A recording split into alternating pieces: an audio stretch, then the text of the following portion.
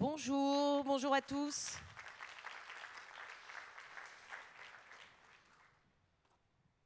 Voilà les petits détails techniques. Bienvenue pour cette 10e édition du One-to-One Expérience Client à Biarritz. J'espère que vous avez tous bien fait un bon voyage. On est ravis de vous accueillir. Je vois des fidèles, mais aussi des nouveaux. Donc on est tous là pour passer une bonne expérience pendant ces 3 jours.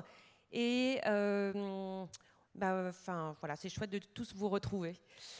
En quelques chiffres, on est sur une édition record pour ces 10 ans avec 450 invités présents, c'est plus 16% par rapport à l'année dernière. On a 105 exposants, 11 startups, 70 speakers et plus de 30 contenus prises de parole. Donc bravo à tous pour vos implications et on compte sur vous pour bien sûr y participer et récupérer beaucoup d'insights. Les nouveautés cette année, ça a été la création d'un village startup. Ce village startup permet finalement de montrer l'innovation que vous attendez tous. Donc il y a 11 startups qui ont été sélectionnées, qui vont pitcher dès aujourd'hui et également demain devant tous. Aujourd'hui à 14h30, ils sont tous placés au casino, donc c'est à 3 minutes à pied. Et demain, et vous pourrez voter via l'application mobile sur votre startup préférée. Et on aura le plaisir de faire la remise de prix demain matin à 9h30 avant la keynote de Amazon Ads. Le programme, donc on vous invite à télécharger l'application mobile sur laquelle vous allez avoir l'ensemble du programme et surtout pour les newbies. Les newbies, vous avez un badge spécifique avec un petit autocollant pour vous repérer. L'idée, c'est de pouvoir échanger entre pairs et faciliter la rencontre. Et on a organisé pour vous un moment particulier qui aura lieu pendant le déjeuner à midi au Café de Paris. On va briser la glace. C'est l'idée que vous ne soyez pas perdus. Et également, demain soir, à l'Hôtel du Palais, il y aura aussi un lieu de rencontre spécifique pour que vous puissiez vous rencontrer et ne pas être seul. Les nouveautés, c'est aussi finalement la thématique de l'événement qui est le Time to Skill. Aujourd'hui, vous êtes des fervents du Time to Market, vous le savez le maîtriser. Aujourd'hui, le Time to Skill, il est plus compliqué.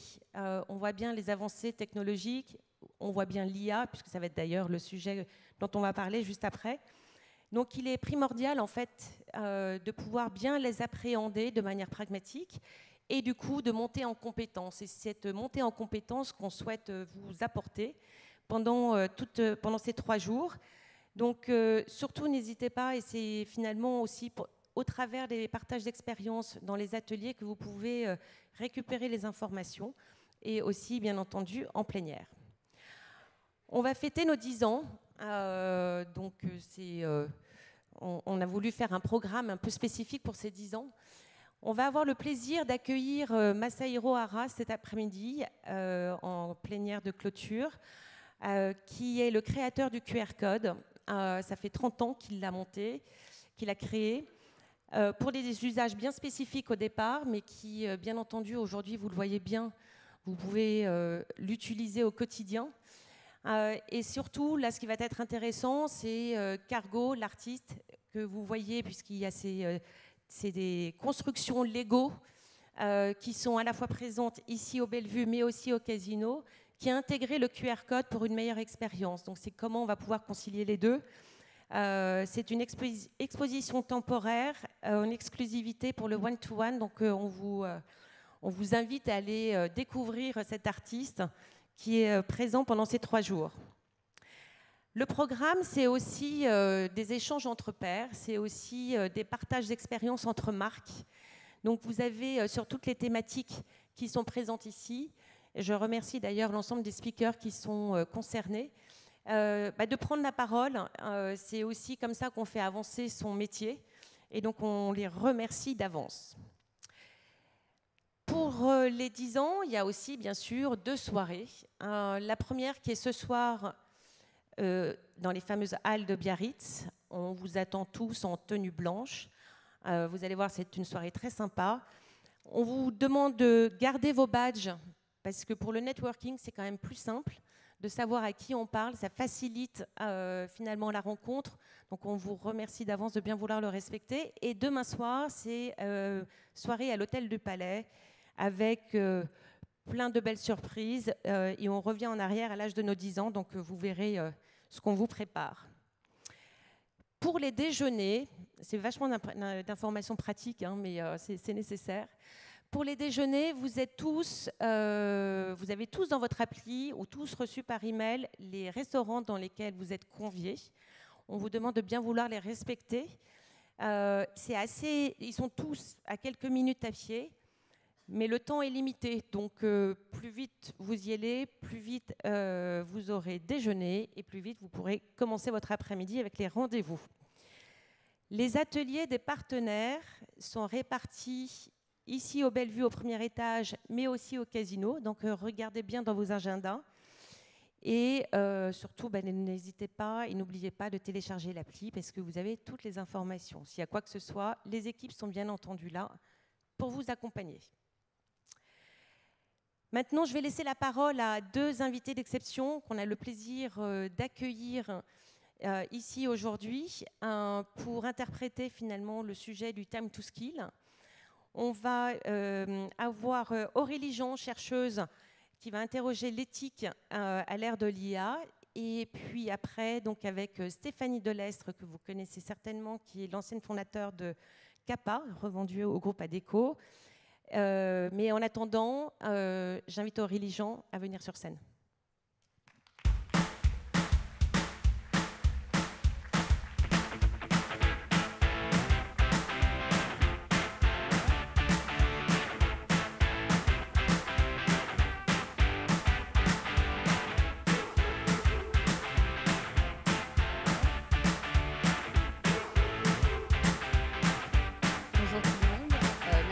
Là.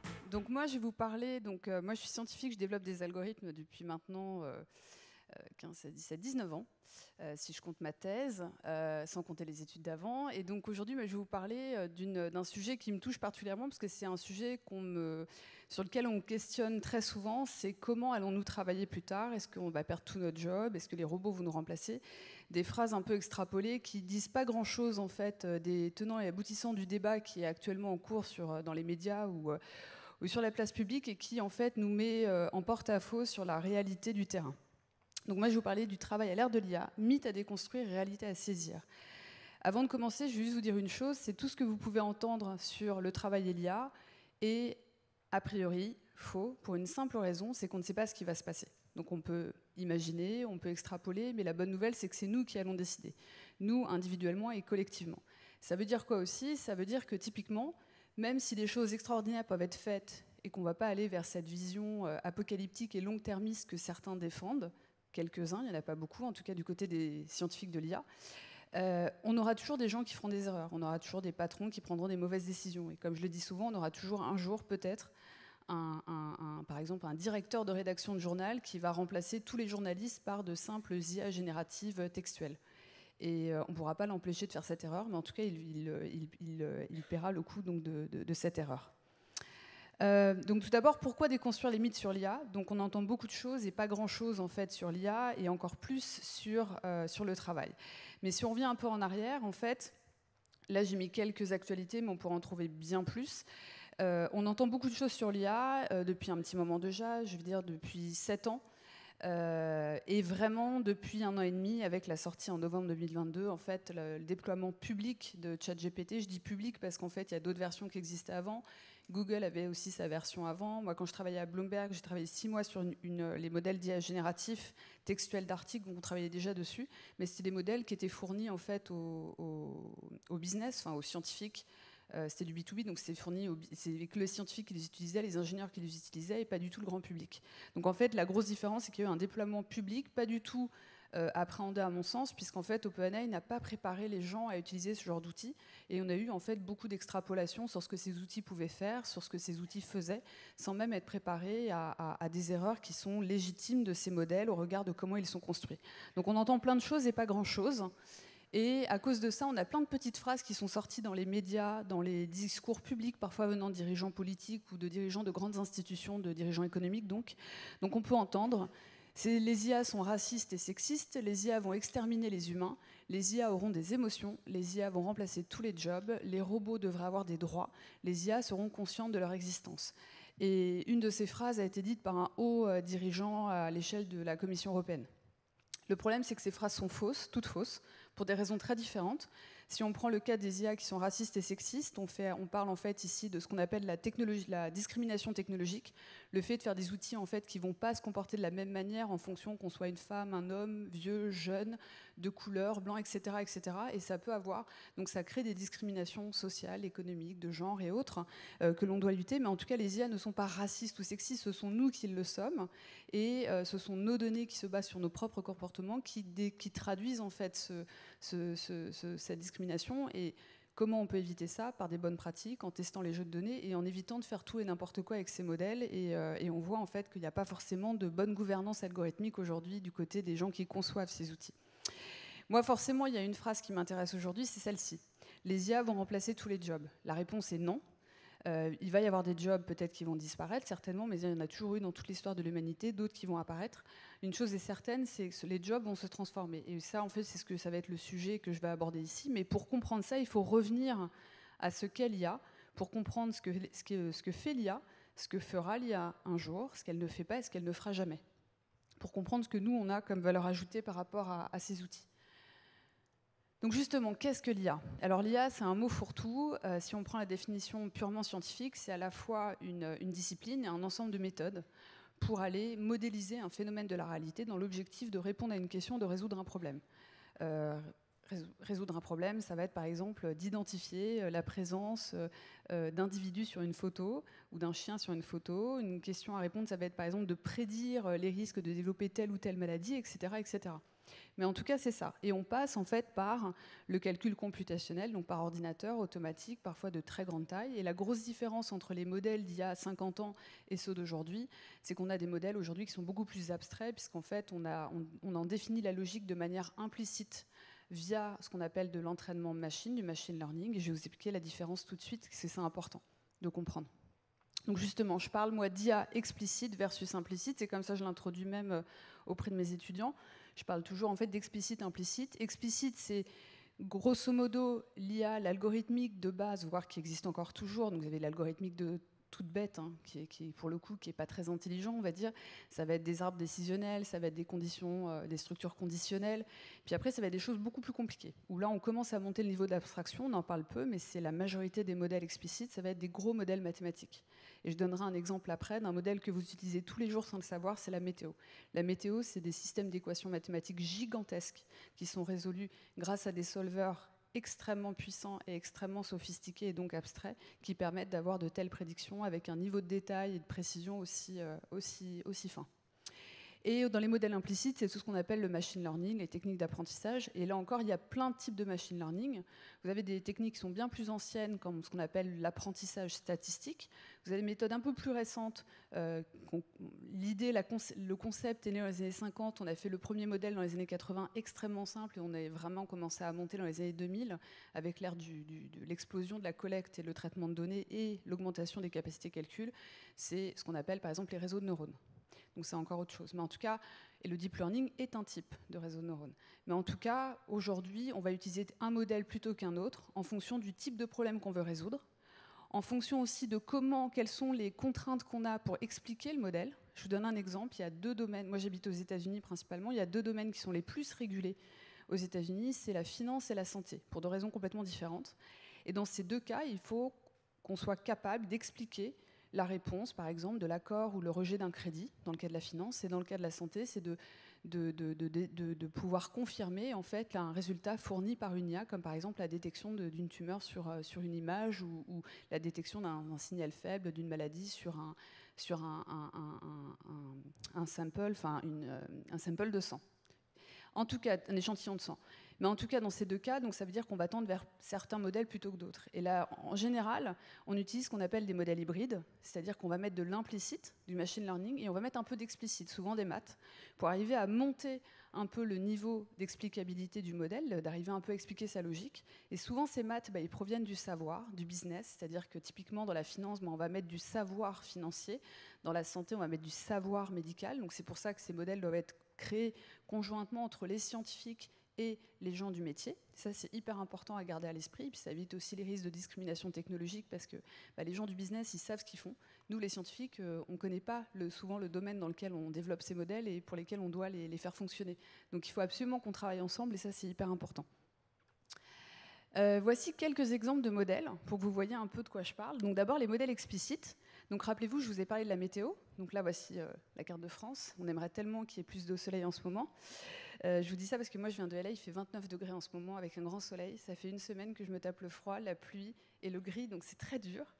En tout cas, la météo, voilà, comme je vous l'ai dit, c'est des énormes systèmes d'équations mathématiques qui sont résolus tout le temps sur des énormes machines. Il y a une époque, en France et aux États-Unis aussi, les domaines, les secteurs qui avaient les plus gros calculateurs, c'était la banque, la finance et la météo.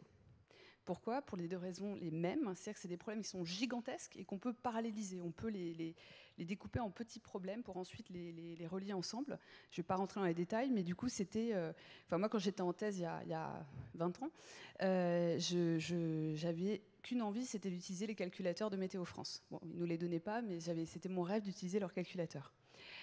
Voilà, donc voici un exemple. Et donc c'est des équations de la physique, c'est de la physique retransmise en mathématiques. Et en haut à gauche, c'est un travail que j'ai fait en 2014 sur le traumatisme crânien, où en fait, je travaillais à l'époque j'étais financée par l'armée américaine et la Navy. On voulait comprendre les mécanismes du traumatisme crânien lorsqu'un homme était un homme avec un grand H, homme ou femme, exposé à une onde de pression due à une explosion improvisée. Et typiquement, on ne peut pas le faire avec des modèles de machine learning, donc il fallait passer par les mathématiques explicites. Et donc, on a fait un modèle pour aller expliciter le comportement du cerveau à toutes les échelles, jusqu'à l'échelle en fait de la tête en global, pour aller comprendre les mécanismes. Et donc, c'est un papier qu'on a fait dans le journal de l'Académie des sciences américaine. Et pour la petite histoire, l'image que vous voyez là, c'est mon cerveau. Et je suis assez fière d'avoir mon cerveau dans un journal. En fait, je venais d'arriver au MIT et j'avais pas de data. J'avais pas de data sur des cerveaux, j'ai rien. Et du coup, mon directeur de recherche m'a dit, au lieu d'attendre un mois pour que tu aies des premiers data, tu vas aller passer un IRM fonctionnel.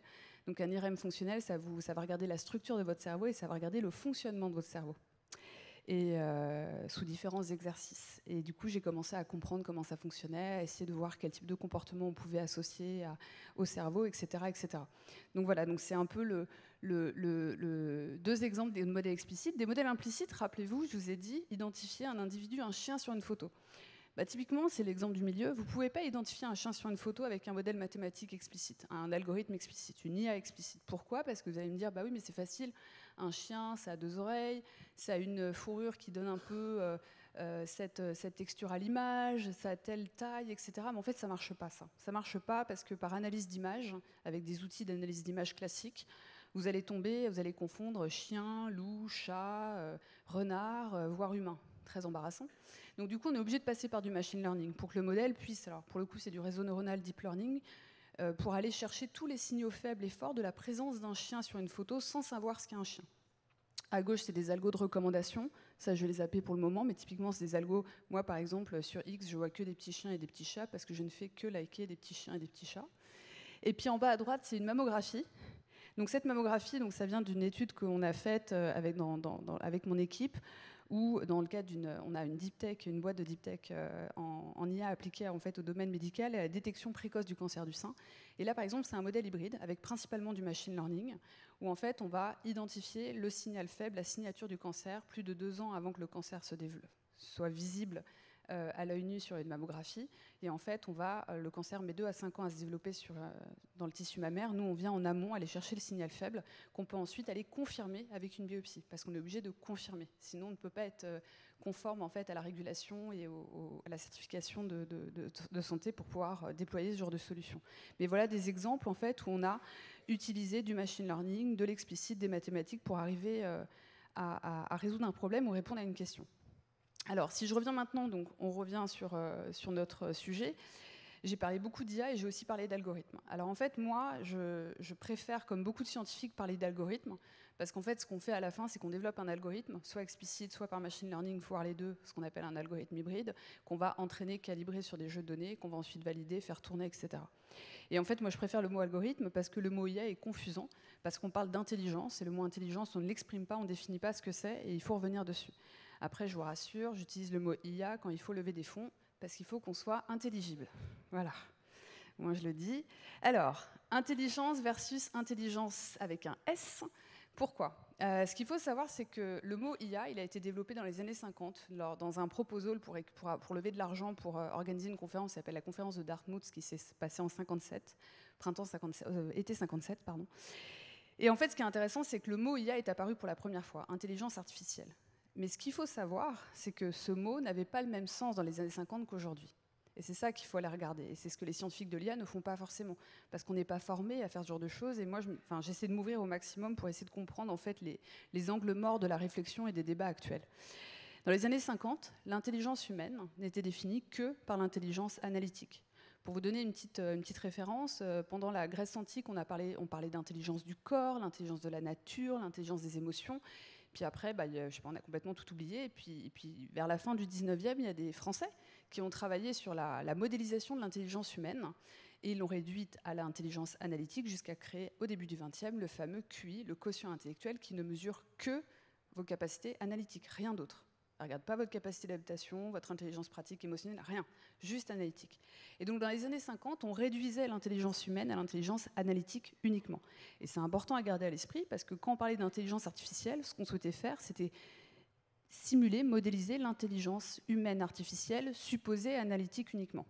Sauf qu'après, dans les années 88, il y a plusieurs psychologues qui sont arrivés avec des théories multiples de l'intelligence, dont Robert Sternberg, dont je conseille le papier parce qu'il est vraiment simple à comprendre.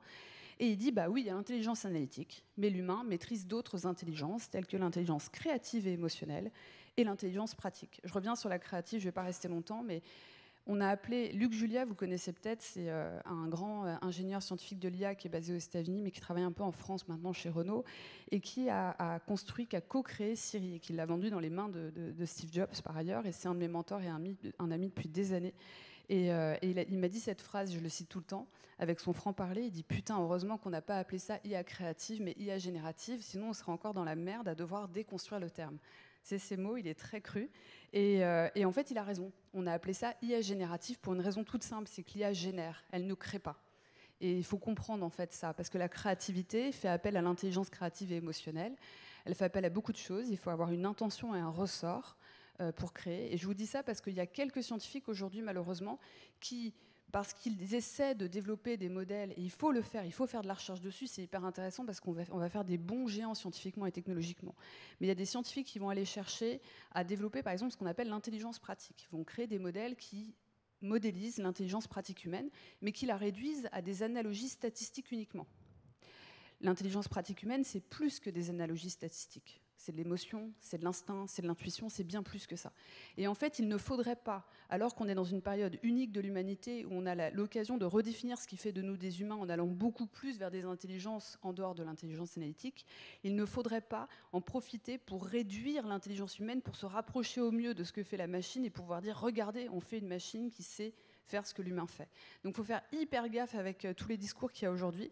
Une IA n'a pas d'émotion, elle n'en aura jamais. Par contre, elle peut vous donner l'impression d'en avoir. S'il y a un chatbot, et ça c'est très facile pour le coup d'avoir un modèle dit de fondation pré-entraîné et qu'on va réentraîner sur des discussions avec votre partenaire amoureux, et que tous les matins votre partenaire amoureux vous envoie des messages automatiques du chatbot qui va vous dire « je t'aime ». Le chatbot ne ressent pas l'émotion qu'il exprime, absolument pas. C'est une émotion qui est complètement de synthèse, à savoir si la personne qui l'a envoyé le ressent ou pas, c'est une autre histoire.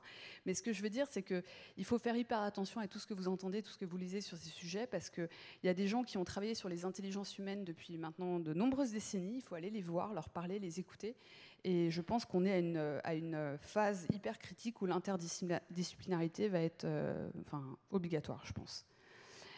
Et du coup, ça permet de revenir à cette notion d'IA générale et théorie de la singularité, qui est une théorie extraordinaire d'un point de vue intellectuel, qui suppose en fait dans le futur d'un point de basculement où les machines seraient plus intelligentes que l'homme et maîtriseraient et domineraient l'homme. jusqu'à aller vers son extinction, bien évidemment. C'est une théorie hypothétique qui est utilisée par beaucoup de scientifiques, dont moi, pour aller voir, pour aller pousser les limites, mais qu'on n'atteindra jamais, et on le sait, puisqu'une machine ne peut pas être plus intelligente en général. Elle peut être plus intelligente analytiquement, c'est déjà le cas, tant mieux pour nous, au moins ces machines nous aident au quotidien, mais on n'est pas capable de faire des modèles, de calculer les modèles de prédiction de météo à la main, déjà. Donc mais elle n'aura pas la maîtrise des émotions, ou la maîtrise de la créativité, l'intelligence pratique. Et toutes ces choses-là, il faut vraiment le comprendre. D'ailleurs, je conseille un livre, je le donnerai à la fin, à lire sur la théorie de la singularité d'un professeur de robotique du MIT qui explique la théorie et qui explique pourquoi ça n'arrivera pas. Voilà. Mais pourquoi il faut le travailler, il faut le rechercher. Alors maintenant qu'on a fait ce petit point sur l'IA, les intelligences, vous comprenez que les intelligences humaines, c'est bien plus que l'intelligence analytique. Et maintenant, comment approcher le sujet du travail à l'ère de l'IA ? Alors, il y a 3 sujets à maîtriser, j'en ai un peu parlé au début. Toujours arriver à répondre à ces questions. Qu'est-ce que les IA feront dans le futur ? Qu'est-ce que les IA ne feront jamais dans le futur ? Et ce que seul l'humain peut faire. Il faut que vous arriviez à répondre tout le temps à ces questions. Qu'est-ce que les IA feront dans le futur ? Clairement, les IA vont résoudre des problèmes beaucoup plus abstraits, beaucoup plus rapidement. Elles vont il ou elle, je ne sais pas comment on dit ça, vont nous assister encore davantage dans plein de tâches. Elles vont aussi nous bluffer, entre guillemets, c'est-à-dire qu'elles vont nous donner l'impression qu'elles ressentent des émotions. On va interagir de manière plus pervasive avec ces outils, il va falloir faire très attention à ça. Mais elles permettront de faire de grands pas, de résoudre des grands problèmes aussi, on le sait. Ce que les IA ne feront jamais dans le futur, elles n'auront jamais d'émotion et jamais de conscience d'exister. Ce que seul l'humain peut faire, et pour ça il faut revenir aux intelligences créatives, pratiques, émotionnelles, que nous seuls maîtrisons et qu'il faut du coup développer. Petit point, c'est pas parce que des IA maîtrisent et maîtriseront encore mieux l'intelligence analytique dans le futur qu'il ne faut pas développer son intelligence analytique. Absolument pas. Et je donne souvent l'exemple, depuis tout petit, on nous a appris à faire les tables de multiplication, on nous a appris à compter. Et pour autant, je sais pas vous, mais moi je ne les connais plus, mes tables de multiplication. Cela étant dit, j'ai un sens pratique au regard des apprentissages que j'ai eus qui fait que si je vois qu'un calcul a un raisonnement un peu étrange ou une réponse étrange, je sais identifier l'étrangeté parce que j'ai appris à un moment donné dans ma vie. Et ça, c'est hyper important. Pareil pour le langage, les langues. Vous avez des outils de traduction qui sont incroyables aujourd'hui, en live, mais incroyables. Pour autant, il faut apprendre au moins une autre langue. Ça fait travailler votre cerveau différemment. Apprendre une autre langue vous permet de mieux comprendre votre propre langue. J'en suis persuadée. Et puis ça vous apprend aussi l'ouverture et l'acceptation de l'autre, la différence. Donc il y a plein de choses en fait. Et il faut surtout éviter de tomber dans l'utilitarisme et la fonctionnalité pure qui nous éviterait en fait d'être le plus humain possible. Donc justement, comment approcher le sujet du travail à l'ère de l'IA ? Alors ça, c'est mes petites recommandations, mais c'est moi. Tout d'abord, parler de tâches constitutives et non de métiers.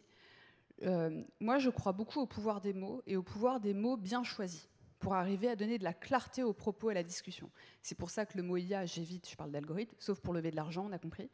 Mais par contre, le mot IA, si vous voulez l'utiliser, si quelqu'un vous parle d'IA, dites-lui de quelle intelligence tu parles. Intelligence analytique, émotionnelle, créative, c'est le démarrage d'une conversation.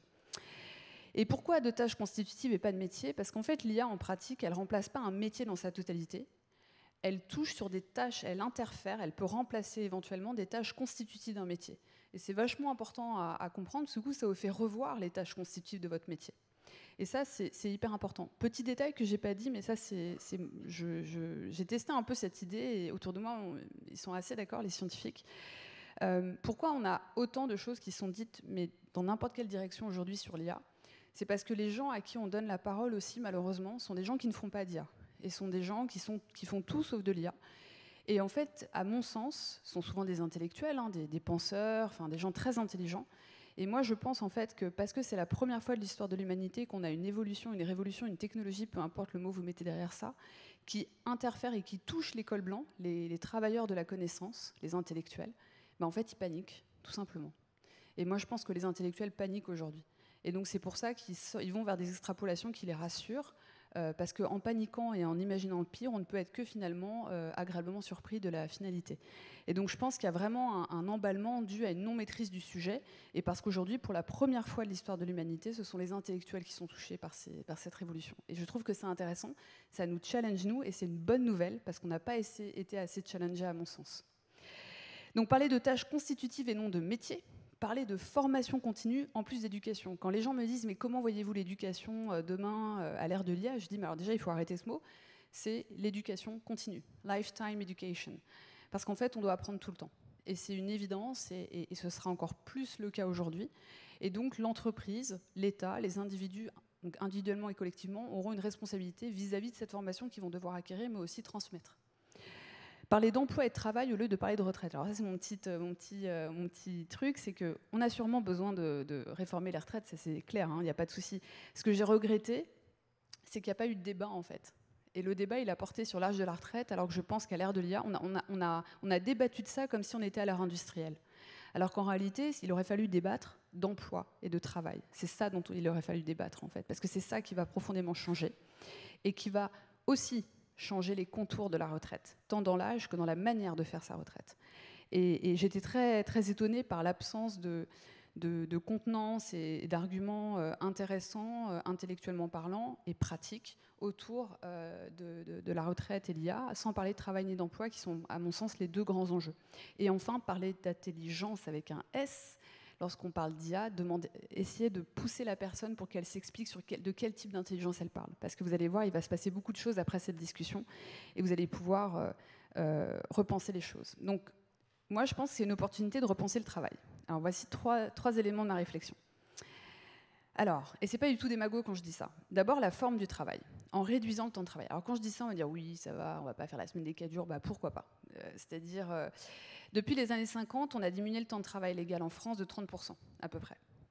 Ce qui est beaucoup. Alors, ça a été dû à des révolutions technologiques, industrielles, mais aussi par des décisions provenant des gouvernements successifs, en accord avec les évolutions sociétales, bien sûr, et technologiques.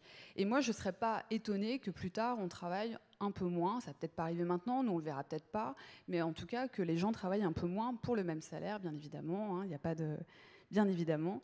Mais voilà, ça ne me paraît pas complètement idiot, et ça ne me paraît pas idiot d'y réfléchir. Et souvent, je dis, l'industrie qui sera porteuse dans le futur, c'est aussi l'industrie de l'entertainment, de divertissement. Ça, c'est mon avis.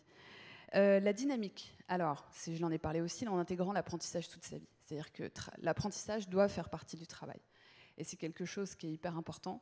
Et du coup, ça implique un investissement personnel dans sa propre carrière, mais aussi des managers et des patrons d'entreprise vers leurs collaborateurs. Et je trouve que ça crée beaucoup plus de sens dans la dynamique du travail et dans l'entreprise. Et son sens. Alors ça, c'est pour l'avoir vécu personnellement. Le PIB, qu'on utilise souvent pour définir la santé économique d'un pays, le PIB, en fait, c'est un très mauvais indicateur, paradoxalement. Tous les économistes vous le diront, mais tout le monde l'utilise. Parce qu'en fait, il va incorporer des informations économiques qui ne sont pas forcément celles qui devraient être officiellement reconnues. Je donne 2 exemples. Il y a des activités illicites, illégales, comme le trafic de drogue ou la prostitution, qui intervient beaucoup dans le PIB. Les gens ne le savent pas, mais voilà. C'est une économie cachée, voilà. Enfin, elle existe, elle n'est pas légale, mais elle existe et elle a un impact sur le PIB. Et puis, il y a d'autres tâches qui ne touchent pas le PIB directement, alors qu'elles devraient être calculées. Ce sont toutes les tâches non rémunérées. C'est-à-dire les gens font des choses, ne perçoivent pas de l'argent en retour, ne peuvent donc pas le dépenser. Donc, ça ne rentre pas dans l'activité économique du pays.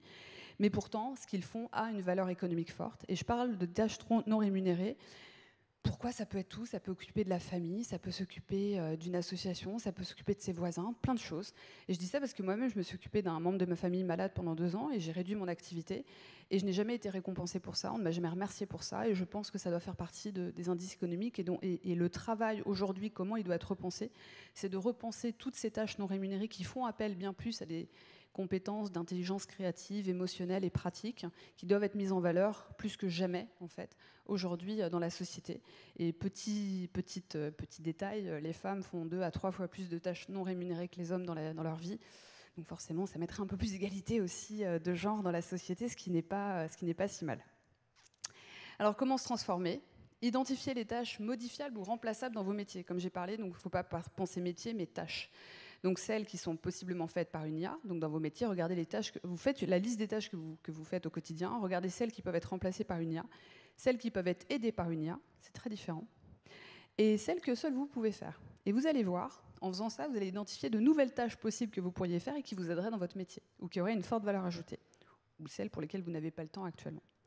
Et enfin, je dirais toujours valoriser ces intelligences émotionnelles, créatives et pratiques, parce qu'en fait, de par notre histoire, On a beaucoup mis en avant l'intelligence analytique. On le fait encore aujourd'hui dans les concours ou dans certains entretiens de ressources humaines ou dans la vie en général. Et je pense que c'est un problème. Et moi-même, j'ai dû aussi m'adapter puisque moi, j'ai toute ma carrière, alors je suis jeune, hein, j'ai 42 ans, mais toute ma...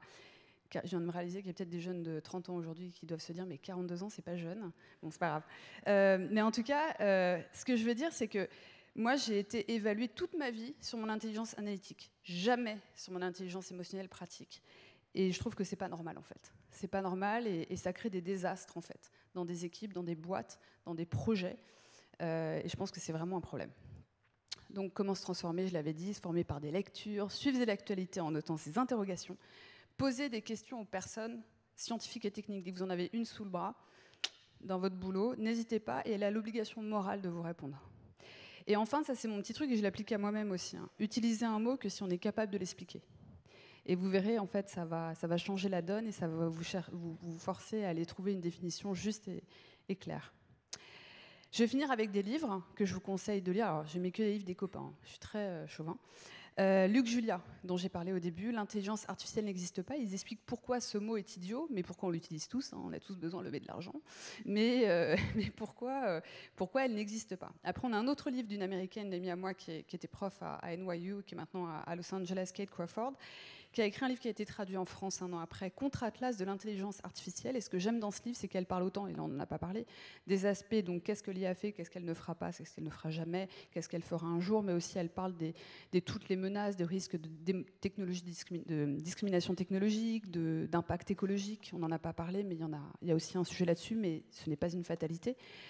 Ou encore du digital labor, l'impact sur le travail, avec toutes les opportunités également. Donc c'est très intéressant. Katie O'Neill, Algorithme, la bombe à retardement, qui est sortie en 2016, mais qui est toujours d'actualité, et qui parle principalement de biais algorithmiques et de discrimination technologique, et comment on peut faire pour l'éviter. Quand la machine apprend, de Yann Lequin, qui est sorti en 2019, il est un peu costaud, vous n'êtes pas obligé de tout comprendre, surtout qu'il y a un moment, je crois que c'est le 3e chapitre, où il commence à parler des méthodes de réseaux neuronaux, où il parle de méthodes de propagation par rétropropagation du gradient.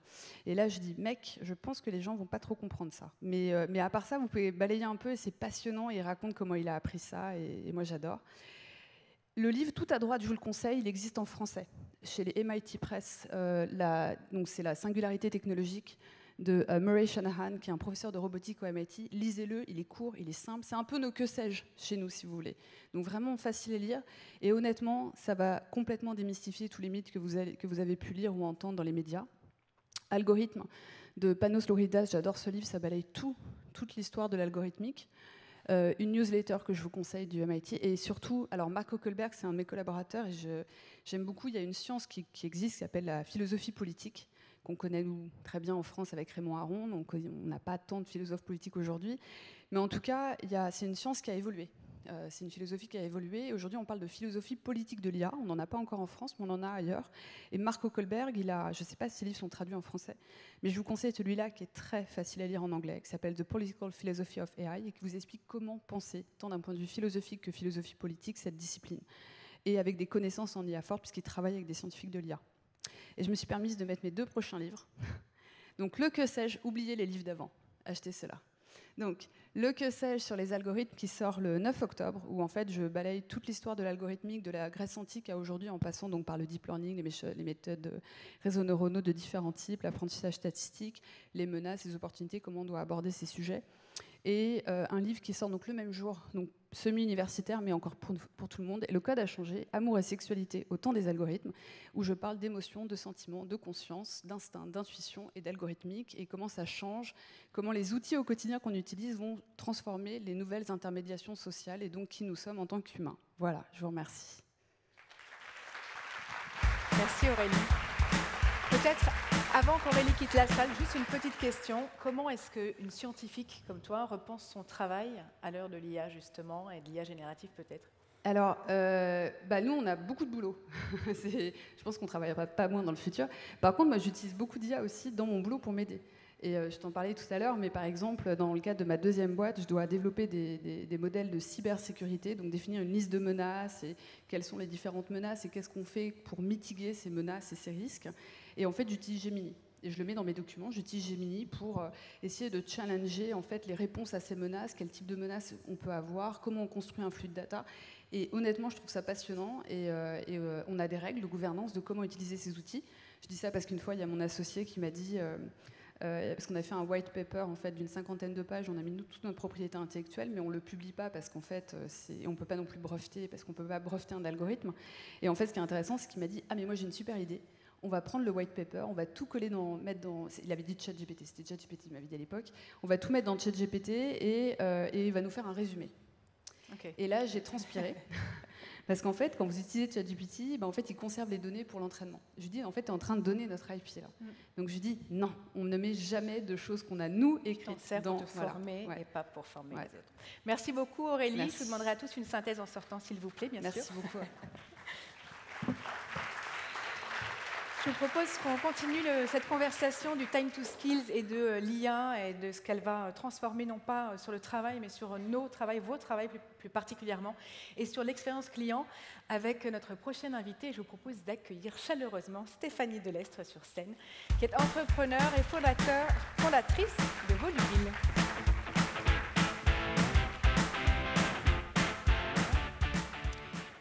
Bonjour. Bonjour à toutes et à tous.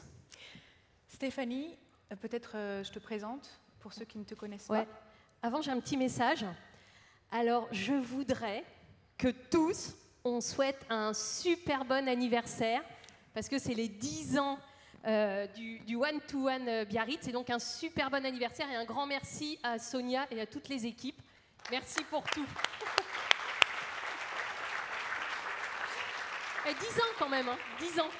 10 ans, c'est le temps qu'a duré l'aventure Kappa pour toi. Ouais, c'est ça. Parce que toi, on te connaît pour avoir fondé Kappa justement en 2011, l'avoir revendu 10 ans plus tard à Adecco, Sonia le disait très justement. Avant ça, tu as eu une carrière aussi dans les médias, tu es passé par Intersport, tu es passé par Eurosport, pardon. Je pensais d'ailleurs médias, puisque voilà, désolée. Eurosport et TF1, et puis tu as rejoint Kype, en Allemagne à l'époque, avant que ce soit racheté par Yelp. Donc voilà, ça c'était pour le passage au monde salarié. Aujourd'hui, on te retrouve entrepreneur à la tête de Volubile.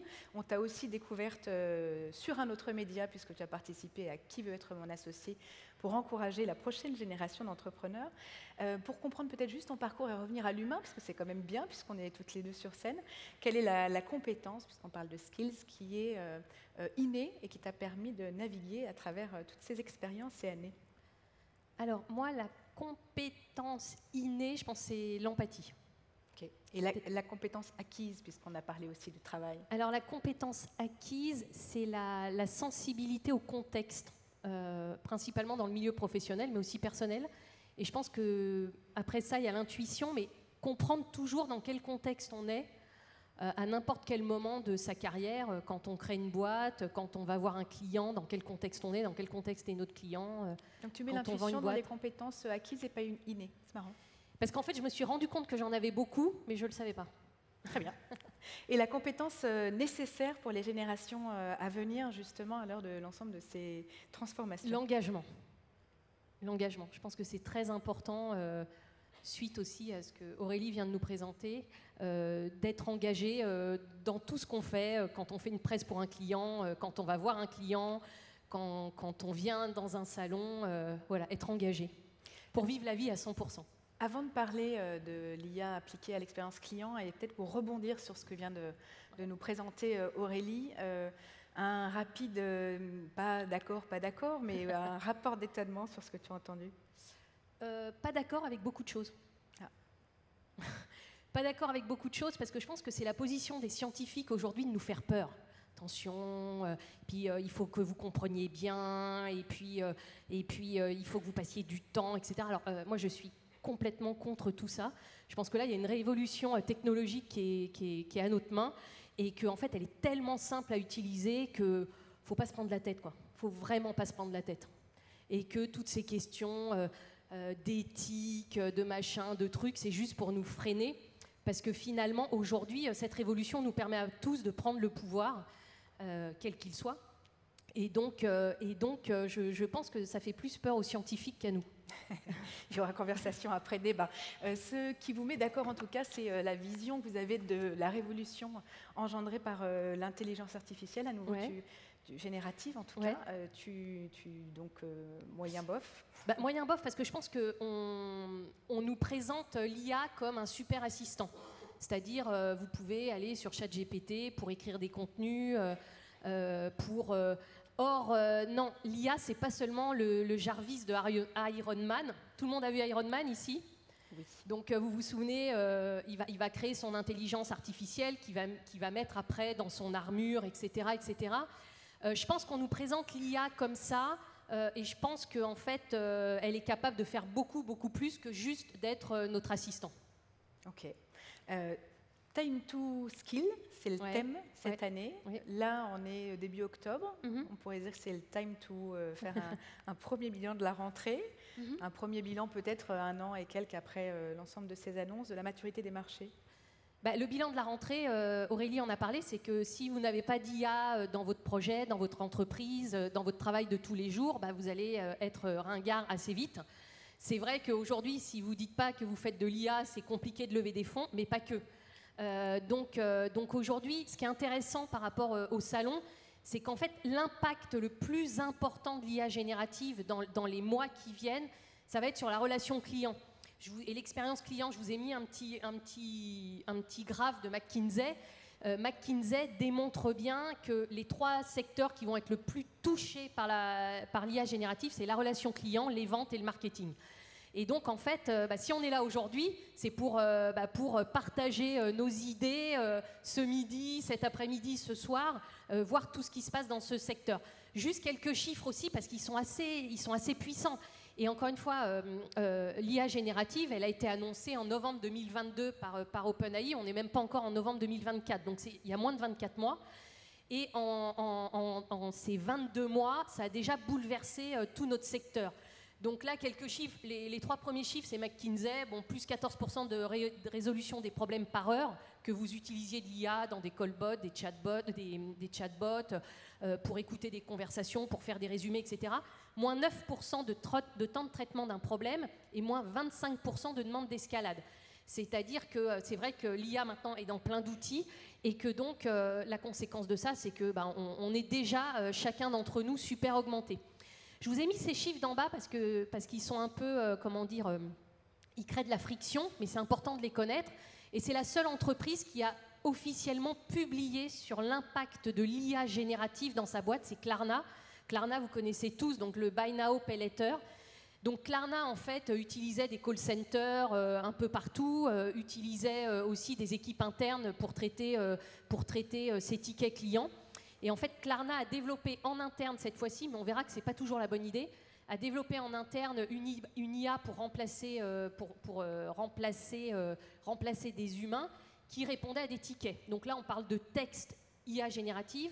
Donc eux, ce qu'ils annoncent, c'est officiel, ils vont rentrer en bourse. Donc c'est pour ça qu'ils communiquent sur ces chiffres-là. Plus 29% de chiffre d'affaires en 1 an, plus 73% de revenus par commercial. Et par employé en moyenne. Donc ils sont passés de $400 000 annuels, je crois, à $700 000. Est-ce que ça fait 73%? Ça doit faire à peu près ça. La durée moyenne de traitement d'un ticket est passée de 11 minutes à 2 minutes. Pourquoi? Parce que la machine, elle n'a pas ce qu'on appelle les small talks, c'est-à-dire ces petits trucs, tu vas bien, il fait quel temps, machin, bidule. Voilà. C'est bien les small talks quand même. Ça peut être bien, mais on est aussi là pour parler de performance et de productivité, parce qu'aujourd'hui, les entreprises ont besoin de ça. On est là pour parler de business.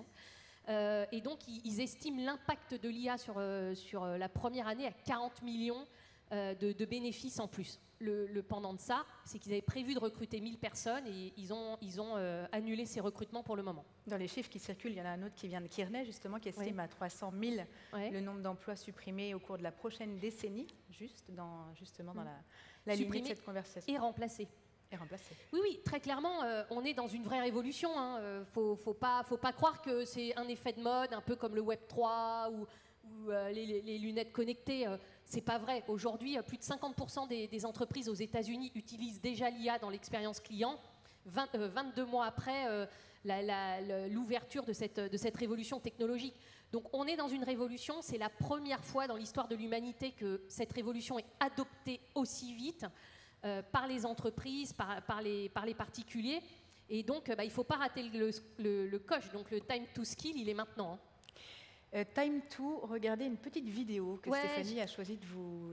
J'ai voulu vous montrer cette vidéo-là pour vous montrer qu'en fait, c'est pas vrai. La machine, elle sait faire et elle comprend si elle a bien fait ou pas bien fait. Hey, figure one, what do you see right now? Ça dure un peu plus d'1 minute. I see a red apple on a plate in the center of the table, a drying rack with cups and a plate, and you standing nearby with your hand on the table. Great, can I have something to eat? Sure thing.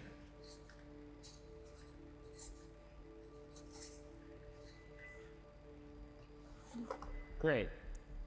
Can you explain why you did what you just did while you pick up this trash? On it. So I gave you the apple because it's the only edible item I could provide you with from the table.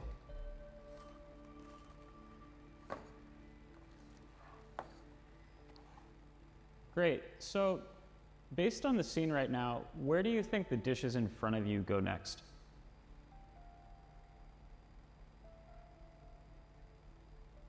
The dishes on the table, like that plate and cup, are likely to go into the drying rack next. Great. Can you put them there? Of course.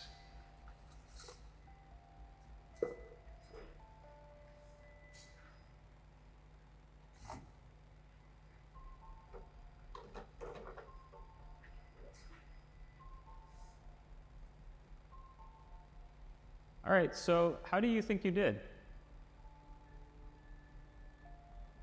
I think I did pretty well. The apple found its new owner, the trash is gone, and the tableware is right where it belongs. I agree. Thanks, figure one. Ce qui est bluffant là, c'est qu'il échange comme un être humain, il exécute comme un être humain, et il sait aussi analyser et raisonner, c'est-à-dire de dire bah oui, je pense que j'ai bien fait ce que tu m'as demandé de faire, et ça c'est vraiment révolutionnaire. Ça n'existait pas avant. C'est l'IA générative aujourd'hui, c'était le titre de la vidéo, en tout cas celui que tu as proposé.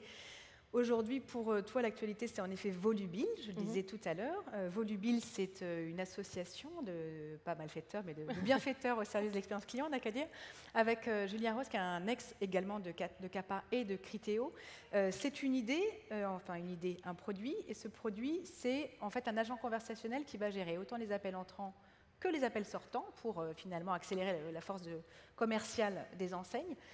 Vous n'êtes pas les seuls à vous être lancés sur ce marché. Hein. On en a vu cette année, Moshi par QTI, NLRC de Florian Bardet. Je fais comme si je les connaissais, mais pas du tout. Par contre, la question qui m'intéresse, c'est comment est-ce que vous avez, avec quels outils, vous êtes en mesure de penser que vous avez la meilleure offre sur le time to market, justement? Alors, d'abord, comme je vous l'ai dit tout à l'heure, l'expérience client, depuis la prospection commerciale jusqu'à la relation client après une vente, va être le premier secteur à être complètement disrupté et complètement chamboulé. Donc ça, c'est une certitude. Et effectivement, il y a plein de startups dans le monde, en particulier aux États-Unis, bien sûr, parce qu'eux n'ont pas les mêmes régulations qu'on tente de nous imposer, qui se sont engouffrés dans ce service. Après, il y a des boîtes comme Gong aux États-Unis qui, depuis quand même 4-5 ans, écoutaient déjà les conversations de vos commerciaux, étaient capables de commencer à les analyser et donc de recommander au directeur de plateau ou au directeur de commercial, bah, tel commercial aujourd'hui a été super bon et tu devrais faire écouter sa conversation à d'autres commerciaux, etc., etc. Donc en fait, l'IA générative a fait tout pour accélérer. Moi, pour vous raconter une petite histoire, parce que je pense qu'elle est importante, d'abord, pour tous ceux qui veulent entreprendre, en général, on dit toujours ce qui est important, c'est partez d'un problème que vous connaissez. Moi, mon problème dans ma carrière, il a été basique, mais c'est le problème de 100% des entreprises dans le monde, les petites, les moyennes et les grosses. C'est rentrer des nouveaux clients, parce que quand on est chef d'entreprise, on doit faire du business. Hein, autrement, on n'est pas chef d'entreprise, on fait plein d'autres choses, mais on n'est pas chef d'entreprise. Et deuxièmement, garder ses clients, donc avoir une relation client de qualité. Et donc, j'ai fait comme tout le monde, hein, pour faire de la prospection, rentrer des nouveaux clients. C'était moi qui appelais tous les prospects, et j'avais monté une équipe de chasse. J'ai testé un call center, ça n'a pas marché d'ailleurs. Ça m'a coûté 100K, parce que les frais d'entrée dans un call center, c'est 100K pour recruter les mecs, les former, etc. Voilà. Et puis pour la relation client, compliqué, parce qu'il y a des pics à des moments où tout d'un coup on reçoit des centaines de calls. Je vous donne un exemple, chez Kappa, on faisait de l'intérim. Quand on envoyait 8000 fiches de paie, je peux vous assurer que dans les 20 secondes, j'avais 60-70 personnes qui m'appelaient en disant « Steph, quand est-ce que je vais être payé? Quand est-ce que je vais recevoir mon argent ?» Alors, ça vous paraît con comme question, mais quand on est à la banque postale, c'est 5 jours le virement, et quand on est dans les autres banques, c'est entre instantané et 2 jours. Bon, voilà.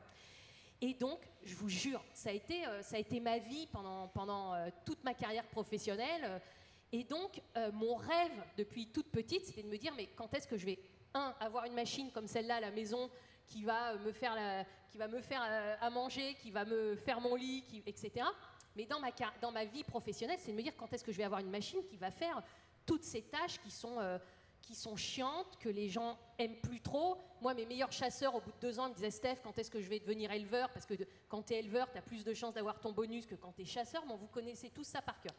Et quand j'ai vu OpenAI arriver, je me suis dit « Mais Steph, c'est le rêve de ta vie professionnelle qui va s'exaucer. » C'est-à-dire le rêve, c'était de faire une machine qui parle comme un être humain, qui converse comme un être humain, qui est capable de répondre aux objections comme un être humain, et qui va non seulement pouvoir caler des rendez-vous, donc de faire de la prospection commerciale, jusqu'à faire de la relation client, parce que c'est ce qu'il y a de plus évident.